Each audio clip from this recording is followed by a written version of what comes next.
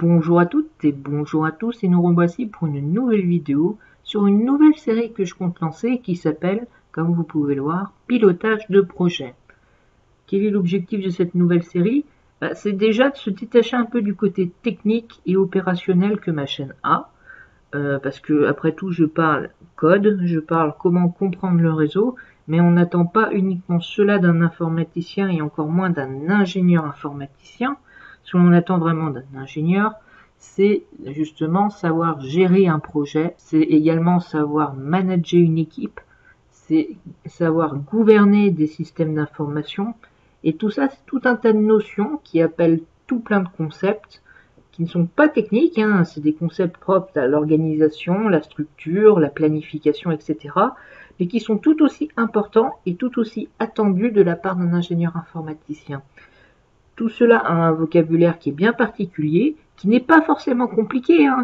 Parfois on utilise des mots compliqués pour des choses qui sont assez simples. D'ailleurs, ce que l'on verra aujourd'hui, vous verrez que c'est pas compliqué. Mais simplement, on va vous le demander, et derrière, si vous ne savez pas ce que signifient ces mots, eh ben cela va vous porter préjudice. Et si vous voulez monter dans les échelons en termes informatiques, il est toujours bon de connaître cela. Et donc, je me suis dit, pourquoi ne pas vous apporter justement cette fameuse connaissance-là? Et je me suis dit, pourquoi ne pas faire justement une série où l'on verrait justement le pilotage de projet et où je vous apporterai justement mon savoir dans le domaine. Donc ça va être sûrement des vidéos qui peuvent être assez courtes parce qu'il y a des choses où en fait il n'y a pas tellement de...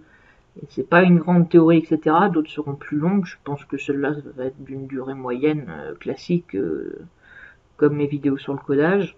Donc voilà, ce que je vous propose, c'est aujourd'hui de vous faire une petite présentation de cette nouvelle série en vous parlant de quelque chose qui est extrêmement important et que j'arrête pas d'en m'en faire rabâcher en 5e année d'ingénierie informatique, c'est le PDCA et notamment la roue de Deming, donc la roue d'amélioration continue.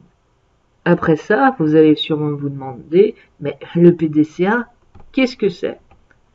Donc le PDCA, c'est une méthode de gestion de la qualité. Comme je vous l'ai dit, on va se détacher de l'informatique ici pour réellement parler organisationnel. Et le PDCA, en fait, peut s'appliquer à tout et n'importe quoi. Le PDCA, en fait, c'est une méthode pour sortir un produit de qualité. Ça peut s'appliquer également à un processus. Cela peut également s'appliquer à un service. Ça peut s'appliquer sur une réunion. En réalité, c'est une méthode pour avoir quelque chose de qualité. Elle a été développée par Walter Schwartz. Il n'y a pas de S. Schwartz. Je ne sais pas comment on le prononce, mais c'est pas grave. En tout cas, ce qu'il faut savoir, c'est que c'est un physicien et un mathématicien statisticien américain qui a développé cette méthode du PDCA, qui se focalise sur 4 points puisqu'il y a 4 lettres. Félicitations, vous êtes très fort. Et ces 4 points bouclent. En réalité, ils forment une roue, que vous verrez plus tard, ce qu'on appelle la magnifique roue de Deming. Et ça forme justement ce qu'on appelle un cercle vertueux, c'est-à-dire qu'en fait, ça va boucler. À la fin du A, en fait, vous allez revenir sur le P et ainsi de suite. Tout ça dans une amélioration que l'on appelle une amélioration continue. Alors là, jusqu'à maintenant, ça va vous paraître assez abstrait, mais en réalité, vous allez voir que c'est très simple. Donc le PDCA, qu'est-ce que je vous ai dit? C'est une roue qui se base sur 4 points. Donc voici la roue. On commence ici par la phase de plan. Donc le plan, c'est la phase où on va planifier notre action.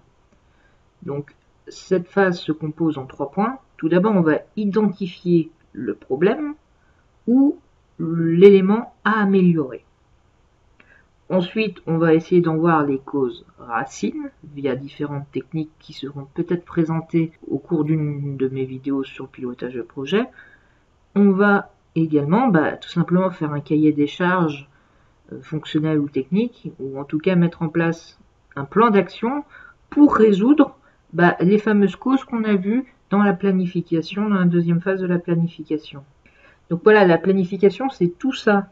C'est pas juste je fais un planning et je me lance. Il faut identifier ce qu'on veut changer, quel est notre objectif, qu'est-ce qui nous empêche actuellement d'atteindre cet objectif ou qu'est-ce qui nous manque, et quelles sont les causes profondes qui nous empêchent d'atteindre cet objectif, et enfin, comment y remédier. Par exemple, je sais pas, j'ai des clients qui changent tout le temps, j'ai des clients qui viennent chez moi, ils ne sont pas fidélisés et au final, je n'arrive pas à les garder. Donc mon objectif, ça va être de fidéliser mes clients. Donc après, je peux mener une enquête pour savoir pourquoi est-ce que mes clients ne viennent pas. Ils ont l'impression qu'on ne se soucie pas d'eux, tout simplement, qu'on ne tient pas à s'investir dans la relation client, qu'on ne leur propose pas assez de services personnalisés, par exemple, ou des choses comme ça. Et justement, une des solutions, ça serait de mettre en place un CRM, donc un service de relation client, et qui sera en charge de justement gérer un peu mieux nos clients. Et donc, de résoudre notre objectif de essayer de conserver nos clients, de faire en sorte qu'une fois qu'ils achètent, ils restent chez nous et qu'ils continuent d'acheter chez nous. Ensuite, il y a le do. Donc le do, c'est la réalisation, c'est vraiment là où on applique notre plan d'action.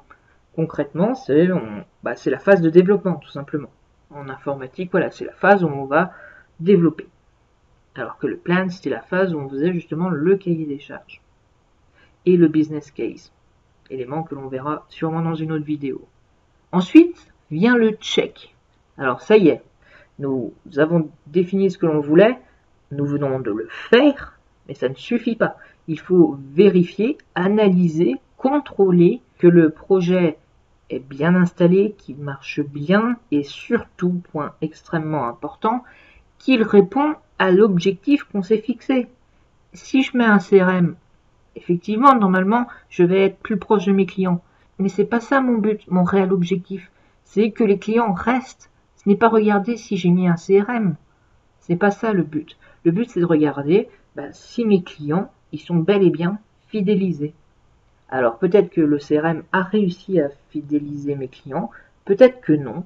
Justement, c'est dans cette phase que je contrôle, que je regarde l'adéquation entre ma solution qui a été proposée et la réalisation de mon objectif. Et ensuite, il y a une phase qui s'appelle le act. C'est le moment où on va agir, c'est le moment où on va ajuster notre solution qu'on a fait dans le do pour justement pouvoir corriger ce qu'on a vu dans le check ou tout simplement pour améliorer. On a vu que le CRM, ça marchait bien, mais ça ne suffit pas parce qu'on a pris une solution plutôt basique. Il faudra implémenter des nouvelles fonctionnalités pour être encore plus proche de nos clients, avoir plus de fiches détaillées, leur proposer plus d'offres personnalisées, etc. Avoir un meilleur carnet de contacts, etc. Tout ça, on va le dire, il faut qu'on le fasse parce que ça importe pour l'atteinte de notre objectif. Ou bien, on peut aussi dire tout simplement, visiblement le CRM, c'est pas ce qu'ils attendaient de nous. Qu'est-ce qu'ils attendent de nous? Qu'est-ce qu'on peut bien faire? C'est dans cette phase, c'est dans le hack qu'on dit, réellement, j'ai atteint ou non mon objectif. Si je ne l'ai pas atteint, qu'est-ce que je peux faire pour l'atteindre? Si je l'ai atteint, est-ce que je peux faire mieux? C'est dans cette phase. Quoi qu'il en sorte de cette solution, on va sortir avec quelque chose. Est-ce qu'on peut l'améliorer? Oui, on peut améliorer. Est-ce que ça marche? Non. Dans ce cas, il faut qu'on refasse. Donc à la fin, on a toujours un autre projet qui se ramène. Et comment est-ce qu'on fait ce projet? En refaisant un tour de PDCA, en faisant tout simplement une nouvelle phase de planification, une nouvelle phase de développement, une nouvelle phase de contrôle et une nouvelle phase d'ajustement. Donc on refait un tour du Plan, Do, Check, Act. C'est une méthode qui a été donc très utilisée notamment dans les années 50 car elle a été rendue populaire par Monsieur Deming. Donc qui est ce gentil monsieur? Donc William Edward Deming, qui est un mathématicien statisticien encore une fois, qui a aidé les États-Unis à optimiser leurs usines d'armement durant la Seconde Guerre mondiale, et qui est parti au Japon pour justement leur proposer des nouvelles méthodes de travail et d'organisation pour optimiser leurs bénéfices, leurs gains. Et justement, il a transposé le PDCA dans une représentation sous forme de roue, d'où le nom de la roue de Deming. Il faut savoir que Deming n'était pas un gras, il l'avait appelé du nom du créateur précédent, mais le Japon a retenu, et donc l'histoire a retenu, la roue de Deming. Et donc concrètement, qu'est-ce qu'elle nous dit cette roue? Donc ici, nous avons notre fameuse roue, vous pouvez voir, PDCA. L'idée, ça serait de tourner la roue. Donc ici, je mets mon curseur. Quand la roue va tourner, donc je vais passer par là, je vais passer par là, je vais passer par là. Du coup, en fait, vous voyez bien que la roue, elle va tourner dans ce sens. Et c'est comme ça que je grimpe. Et en grimpant, en faisant plusieurs itérations en réalité du PDCA, le but, c'est de faire de l'amélioration continue. C'est pour ça que la roue de Deming est également appelée la roue d'amélioration continue. C'est une représentation tout simplement du PDCA, donc on va appliquer le Plan, Do, Check, Act, et on va le faire pendant plusieurs tours. Et en fait, chaque tour va être des améliorations que l'on apporte à notre système, à notre service, à notre produit, à notre logiciel, etc., ce que vous voulez. Hein.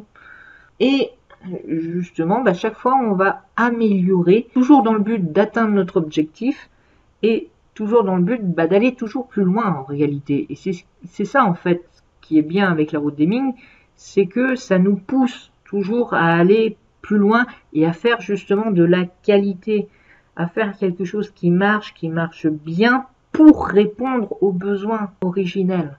J'espère que je me suis bien exprimé. Et comme vous voulez voir ici, c'est une montée, l'amélioration. Si on s'arrête d'un jour de faire du PDCA, etc., on va retomber. C'est-à-dire que on va perdre toute cette amélioration. Heureusement, ce n'est pas seulement ça, puisque ici, vous pouvez voir qu'on a mis une cale. Ici, par exemple, pour le rond jaune, la cale, elle est là. Le rond jaune ne peut pas redescendre. Qu'est-ce que c'est cette cale? C'est justement le système qu'on a mis derrière, le système de qualité, le système d'audit qu'on a fait pour contrôler la qualité de nos projets. C'est aussi appelé si vous cherchez sur le net, vous pouvez voir plusieurs graphiques qui est de la route Deming. Vous pouvez aussi voir l'expérience. C'est l'expérience qu'on a acquis, le savoir-faire en termes de qualité qui nous empêche de redescendre en réalité. Plus on va avancer, plus on va acquérir de la connaissance, plus on va se dire « Ah, il faut pas que je fasse ça, il faut que je fasse ça parce que ça marche mieux. » Et c'est ce qui va m'empêcher de justement perdre en qualité. À chaque fois, ma cale, elle va monter. À chaque fois, je vais améliorer ma façon de travailler. Je vais voir ce qui va être le plus efficace. Et je vais ainsi éviter de reproduire les erreurs que j'ai faites. Donc, ma cale, elle va monter, ce qui va empêcher mon rond, ma route Deming, de reculer. J'espère que je me suis fait comprendre, j'espère que ça n'a pas été trop flou. Voilà, l'idée en fait, c'est on fait le Plan, Do, Check, Act plusieurs fois. On fait plusieurs itérations à chaque fois dans le but d'améliorer le produit qu'on a fait dans le Do. Et on monte comme ça, et pour éviter de reculer, justement, on s'appuie derrière sur le système qualité mis en place et qu'on a acquis. Donc que ce soit le système qualité, le système, comme je disais, d'audit. Le but, c'est on regarde nos installations et on regarde si on respecte encore ce qu'on faisait avant et qui marchait bien, et qu'on ne fait plus ce qui ne marchait plus ou ce qui ne marchait pas.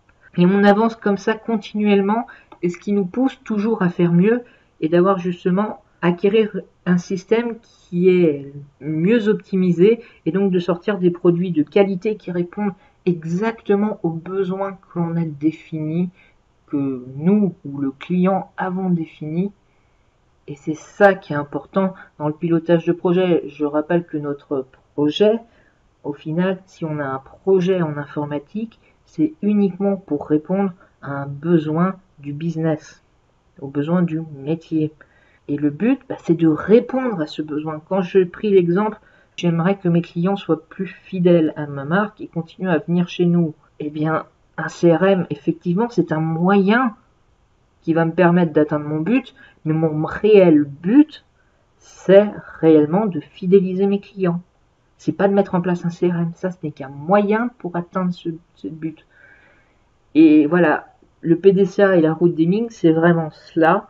Je sais, je me répète, mais c'est pour bien l'ancrer dans votre tête, parce qu'on me l'a bien ancré cette année dans la mienne.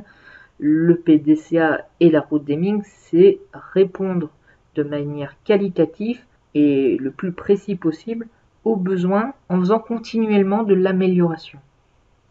Donc j'espère que cette vidéo vous a plu. Je pense en faire d'autres sur différents thèmes techniques, sur notamment le SWOT, le RACI, la méthode des 5 pourquoi, et des choses comme ça qui ne vous parlent peut-être pas, mais qui sont malgré tout utilisées. Évidemment aussi la gestion des risques, la gestion du changement, etc. Bref, tout cela est très utilisé dans la gestion de projet, dans des structures quand même qui sont assez importantes pour des projets qui sont quand même importants et où il est nécessaire d'être bien organisé. Et donc bah voilà, dites-moi si ça vous intéresse, si ça peut vous plaire. Et moi je continuerai à faire ces vidéos pour bah voilà, pour vous apporter que ce soit le vocabulaire, parce que je pense qu'avant cette vidéo, à moins que vous soyez déjà évidemment ingénieur et compagnie, mais j'arrive, imaginez je suis votre patron, j'arrive et je dis oui donc écoute, on va faire un projet, tu peux me faire un PDCA. Soit vous pouvez rester comme un idiot bouche bée en disant quoi, soit au contraire bah, vous comprenez de dire ah d'accord, donc il veut que je lui dise mes 4 phases, donc comment je vais planifier, comment je vais réaliser le truc, comment est-ce que je vais faire en sorte de contrôler que je fais bien atteindre mon truc, et comment j'ajusterai en cas de problème. D'accord, bah pas de problème, mon patron, je vous fais ça.